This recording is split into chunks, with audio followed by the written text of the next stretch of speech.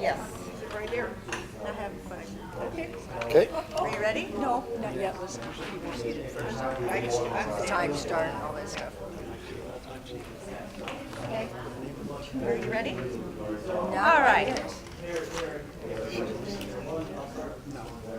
Gary has let off the last couple of times. You want to go ahead this time? Okay. Like to He's be got two consistent? questions. Yeah, he does. Are you willing, as the council member, are you willing to work with the neighborhood associations and also including Matthew 25? Are you willing to work with them groups? Of course I'm willing to work with those groups. I don't think that a council member can represent the city well or her city well until they network and partner with neighborhood associations or any community organizations. It's through those community organizations and associations that you hear the voice of the community and that you receive the hurt or the pain or the cry of the community. And so I believe if any protocol is established, it must start with those community organizations. She had a question. Sure. All right, the local option sales tax is the most regressive tax against the poor. You didn't vote in either of the elections. You haven't voted in a city council election since 2011. Why would I vote for you? Run that question by me one more time. The local option sales tax is the most regressive tax against the poor that there is. You didn't vote either time. You haven't voted for city council since 2011. Why would I vote for you? You're asking me two questions, I believe, in one, right? They're all about voting. Okay, number one, the first question I believe that you asked me was about the local option sales tax. Okay, what is it about the local option sales tax that you want to talk about or question? Why didn't you vote? Why didn't I vote for it? Why didn't you vote? Why didn't I vote for it? Why didn't you vote? Or why didn't I vote, period? Yeah. I thought I did vote in that particular year. And if I didn't, I may have been out of town or something, I'm not sure. But that's then, we're talking about now. So, so what's a question for now for me? Beyond why should you vote for me? That's it. Okay. Okay. You want to ask? What qualifies you to be on the city council? What qualifies you? A servant leader's heart, I believe. I'm not a polished politician, but I'm a servant leader. I'm a servant leader beyond the pulpit.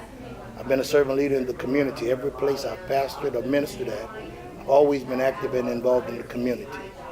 And so beyond a lack of voting, don't charge the lack of voting for me in a particular election.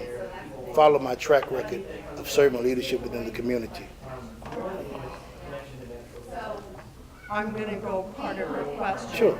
I think that you being a part of the community, your privilege is to vote. Correct? I don't understand why someone would not vote in an election. Okay. I don't understand it neither. Like I said, I may have been out of town during that particular time. I'm not sure. 2011 has been, 6 years past. But all I can say now, and I've been there 9 years, and my stewardship have always been, for over 25 years, very active and involved in the community. And so beyond the voting, I made sure that our communities have been safe. I made sure that I've advocated for solid families. And I made sure that I've advocated for also a stronger economy. And so I know every vote counts, but I will say this, beyond that particular vote in 2011, my stewardship has been very accurate. So it didn't take a vote to partner together with, or to even lead our city in making sure that Flint, Michigan receive waters and bottles and bears and care on behalf of our city. No city official stood out to lead that. It was me that led that. I called Mayor Corbett, I called Rob Hogue, and I called Susie Warner. And Susie Warner and I partnered together to make sure, along with the unions, to make sure that Flint was received some kind of recovery. You would find me throughout the week going to elementary schools, making sure the kids have nice haircuts, making sure the kids have clothes on their back. So I may have missed an election, but I don't miss opportunities to make sure I make a difference in somebody's life. Okay. How do you think the city should pay for flood control? Well, I think that's a question. First of all, it's a good question.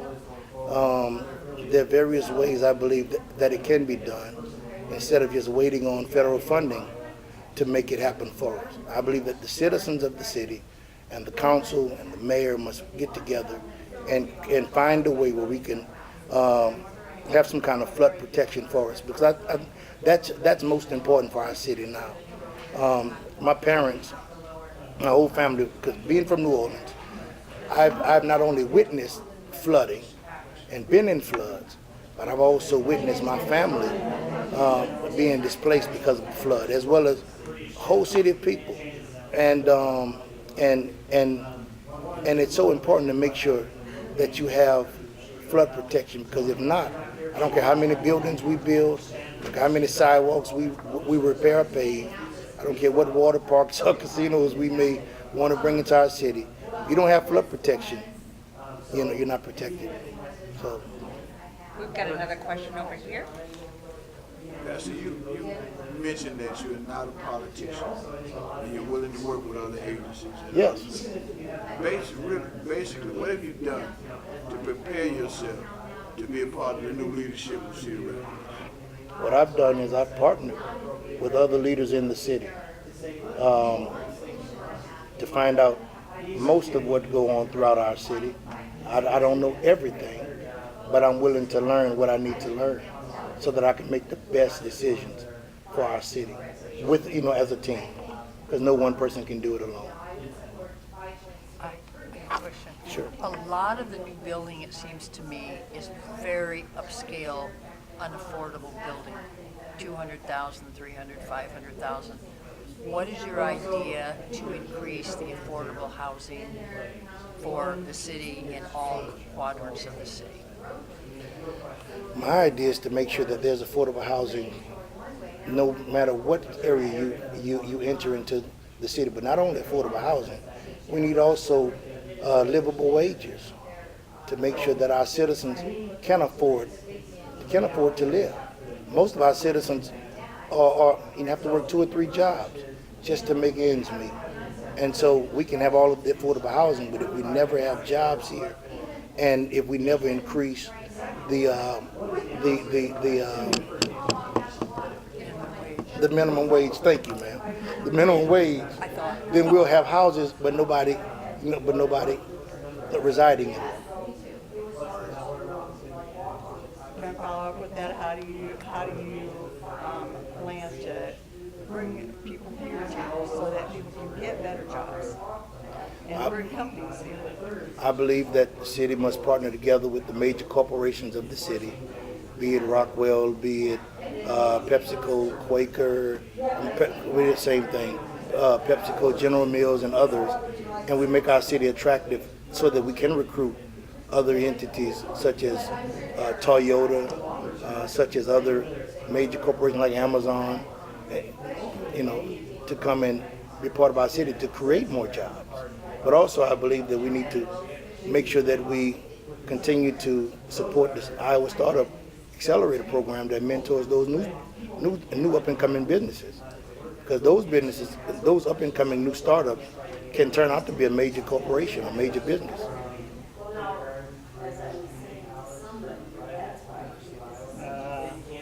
Nobody else. I got a question on some of these flooded homes since 08. We're allowed to set it empty yet, and the safety issue and everything else, and crime. What's your standing and how would you correct that problem? Eliminating them houses? Every house that's still available, it could be served as, there's no reason why we should have homeless people, on our streets or in Haycap or in other places. We can take those houses, and if we can, repair them, refurbish them, and make them livable for those who can't afford it, I'm all for that. I'm all for advocating that, not just tearing a house down, because I don't think we should tear a house down that's not dilapidated or not to the place where you can live in it again. You know, if it's a house that can be used, hey, let's partner with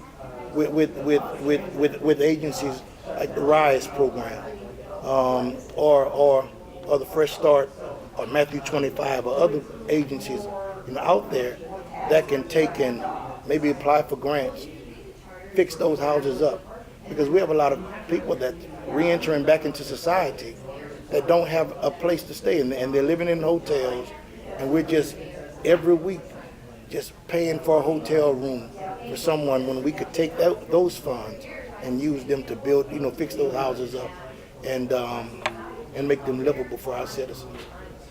And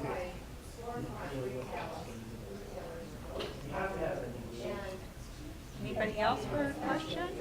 Yeah, oh, sure. A lot of people in my neighborhood depend on public transportation to get to their jobs. They yes, work either out near or beyond Collins Road or down past 16th Avenue. And I wonder, what are your thoughts about improving our public transportation so that people can not only be assured of getting to their jobs, but also have a chance to participate in leisure time activities or political activities? For example, if you, 6 o'clock or 7 o'clock that the buses stop running, so you can't go to a movie or anything right. like that, or you can't go visit your friends. So how would you address the public transportation issue to make it more available and longer hours and more accessible? Again, my mindset is, do we want Cedar Rapids to grow? And if the answer is yes, we have to extend our public transportation to even 24 hours. I'll take point example. I have a member, a parishioner at my church, who lives in the Drew Apartments in Marion. He just got hired on last week at Whirlpool in the Manors. What if he has a shift where he can't even get to the job or can't get home? So I'm a strong advocate of making sure that our public transportation goes beyond 6 or 7 o'clock shutdown, but make sure that our citizens are able to get to and from work, or get to and from those opportunities for leisure, or to vote, or to go to the movies.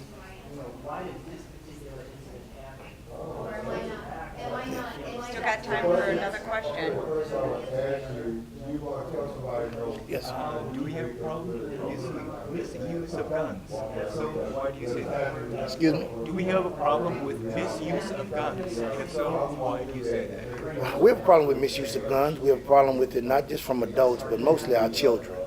I've done probably 10 funerals within the past 3 years of children, gun violence, at my church, from Aaron Richardson to Natasha Roundtree, many of our kids, Sinquez. So I'm a strong advocate of making sure that we get these guns not only out of those children's hands, but get them off the streets and put them in the responsible hands of those who are licensed to carry, but not those who are immature and just play with them.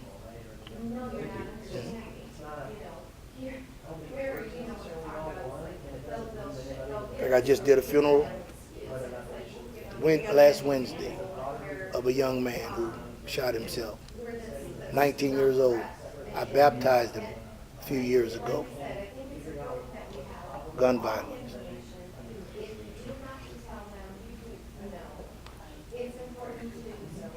We've got 30 seconds. What do you want to share There's with not us? much to do with there. You share. Thank you, Pastor. Yeah. Thank you for having me, Appreciate and you thank you for those questions. I appreciate it. Thank you so much.